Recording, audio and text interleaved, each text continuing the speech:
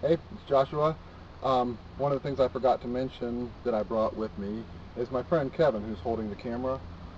He is an expert on pottery. So he found this clay bank earlier, and we're going to gather some clay and make some pottery from it. We'll show you that process as we go along, so stay tuned. Hi, I'm Kevin, and I'm going to be digging some clay out of this stream bank right here.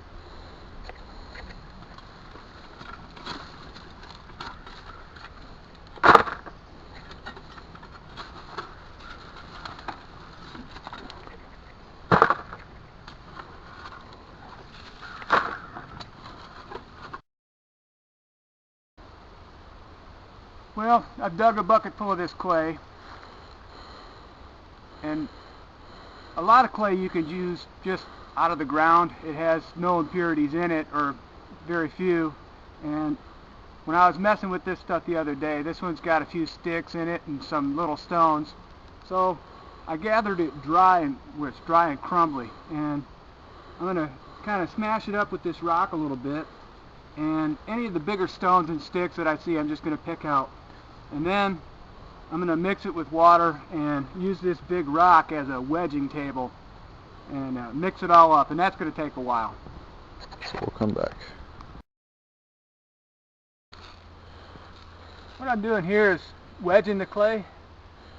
We powdered it up, grinded it with a rock to kind of crush the particles a little bit, makes it absorb water a little more readily. So we mixed it with water, and now I'm working with this first lump, and I'm just wedging it, trying to roll it around, mix it evenly so that the clay is all mixed up, all the particles are wet, and it'll get it into a more useful, workable state.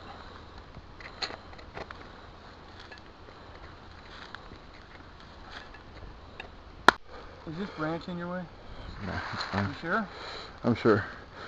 You're wrong.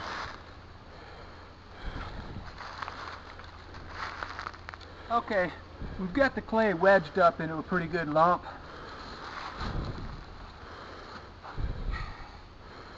And right here, I want to take a minute to explain about clay. There's a simple field test that you can do when you think you've got clay. Just a simple method to show you whether the clay is going to be usable or not. You get some of it, and you mix it with water, and you work it up real good, and you roll it out into a little pencil-sized thing like that. And if the clay is good, you'll be able to tie it in a knot like that. If it's not good clay, it'll crack and break. But we've worked this up pretty well, and it's got a lot of water mixed into it, and it's pretty good plastic clay.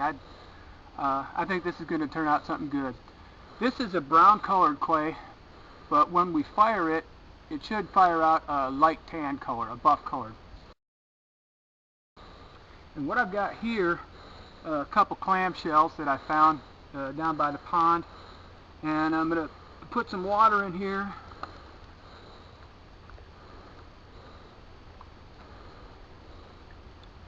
And mix in a little bit of this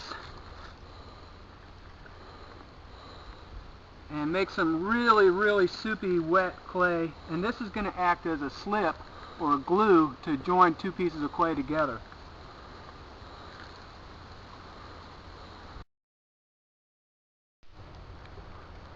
Alright, we started making a coil pot, and we're going to make a cone-shaped cooking pot upside down. And most people will tell you to roll out coils of clay this size. I say don't. I say start with something bigger. It's just easier. So we started with our first coil of clay, about 1 inch in diameter and long enough to go around in a circle, and that's just one piece. And we got a second one here. And what I've done to add the second ring is I've rolled out one long coil of clay. You notice how much thicker it is. Alright? This just takes too long. And to join the two pieces, I've scratched the surface of this one here like this, and that gives it like a physical way to grip between the first and second rolls of clay. Alright? Then we're going to take some of our clay slip, which is acts as a glue, and we're just going to put it on here and smear it around a little bit. Try to be as neat as you can, and then we'll join the second coil onto the first one.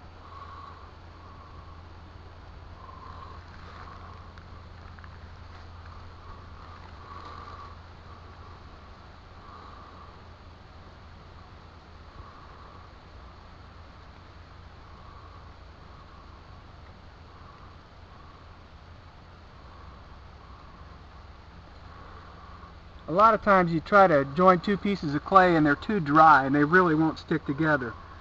So here we'll just add this one on here like this, kind of pinching it on as I go, and end up right there. I try to overlap the joints, like here's the joint between the first one and the second one. Kind of stagger them a little bit. There's the second coil. Now I'm going to go around and kind of pinch this in like so. Try to pinch it in with my thumb. And this just makes a better bond.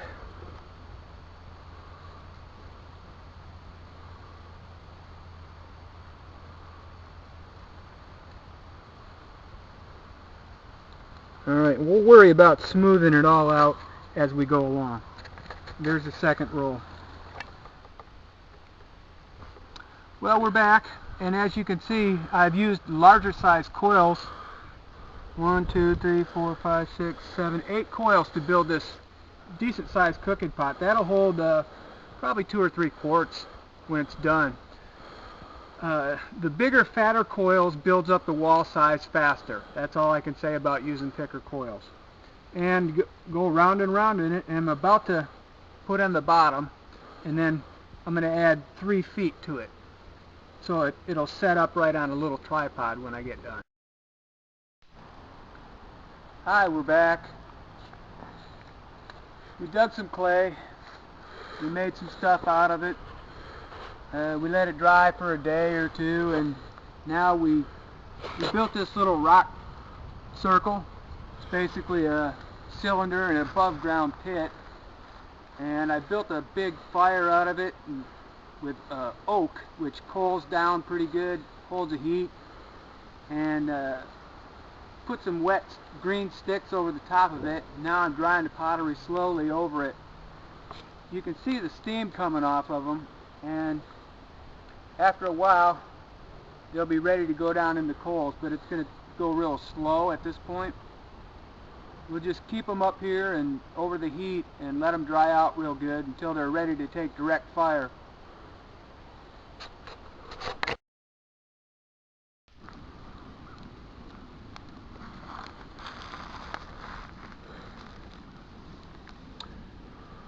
Well, we're back. When you saw us last, we were drying the pottery on top of the fire, and that took a long time, almost most of the day. Once they were able to take direct flames, I put them down in there, and now we're just pouring the coal on and burning them just as hot as we can burn them. My intent is to fill this circle with coals and ashes and completely cover the pots and burn them just as hot as I can burn them, and then let it cool off overnight until it's completely cold, and you can see the results of it then.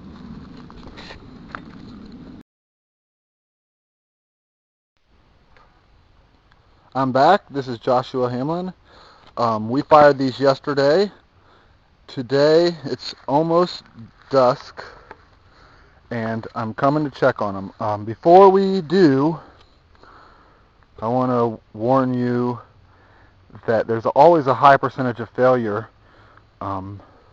If we're lucky, some of them won't fail. That top one I see some cracks in, but that clay is right out of the bank here. Most of it's untempered, so this is basically an experiment.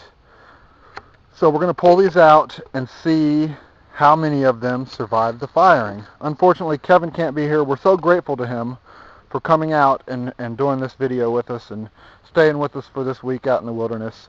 That was really cool of him, but he had to get back to Missouri. So, I'm doing this part of the video alone. I'm filming myself, so sorry about the camera work. Anyway, this is the pot Kevin made. Oh, that's some beautiful color. That one held out for the most part. It's got a couple cracks on the side, but that's inevitable. That's a success. Here's the pot I made.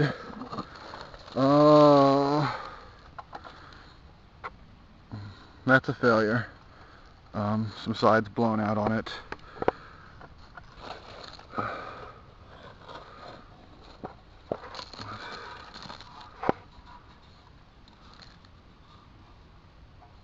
This one is a success. Set it over here. That's another one that Kevin made. Oh no, this is the other one that I made, and it's a failure.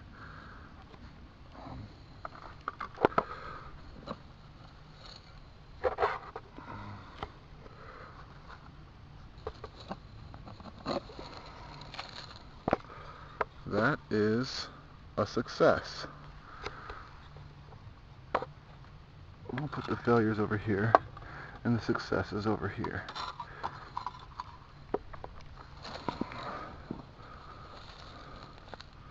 Ah, that one turned out nice. That's a success. That's still hot.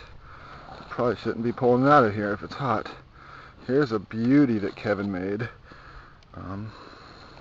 It's still hot. I'm going to leave it there because of its... that's a failure.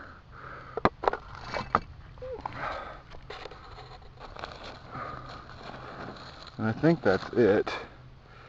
Whew, that's too hot. That's too hot to touch, so I shouldn't be removing it. It's been over 24 hours since this fire's...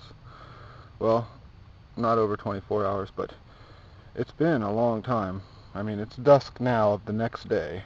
We fired these yesterday all day, and that's still hot. So, well, we've got a couple good successes out of here. This is a nice one. This is a nice one. It's got a crack in the side of it, but that's not a big deal. This is a nice one. I don't know if I had the camera pointing in the right direction. It's got some cracks on the inside, but they don't go all the way through.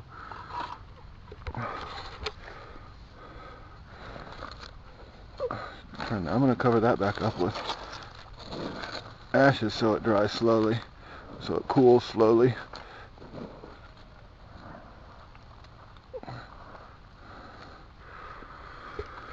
So, all in all, we've had a pretty successful firing. We had a couple breaks, 3 breaks, 4 successes. Not bad, and that's right out of the. I mean, that's right out of the creek bank over here. I love the way it turned so orange like that. It was just brown when we pulled it out. Wasn't that pretty. But yeah, that's how you do primitive pottery. There's things you can do. You can add temper. All these pots that are broken, I will crush them up into powder and add them to the next pots. Now, they'll never return to clay, but that will make good temper. Gunshots, it's hunting season. So we can grind that up to almost like the consistency of sand, or maybe a little bigger, and it will make good temper. That temper helps the pots not crack when they're fired.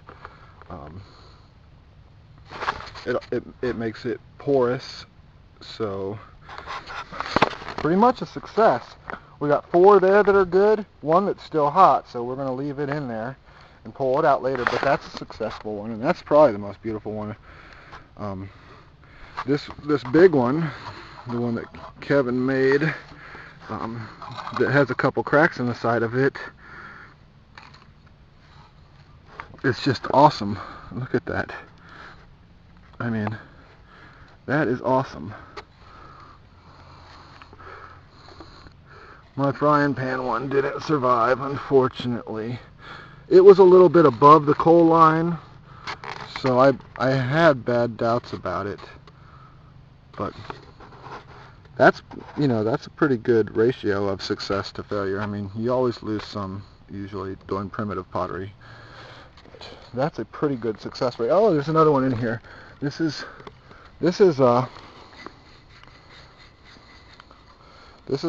I mean, this was just a little experimental piece, but it's a success. There's not even a crack in it. This is the one that Robert Allen made. He was just testing it out. This clay is on his property, so he wanted to test it out. Not even a crack in that, so there's another success. Basically, this was a successful firing. I'm pretty pleased about it because this clay is readily available. Thanks for watching.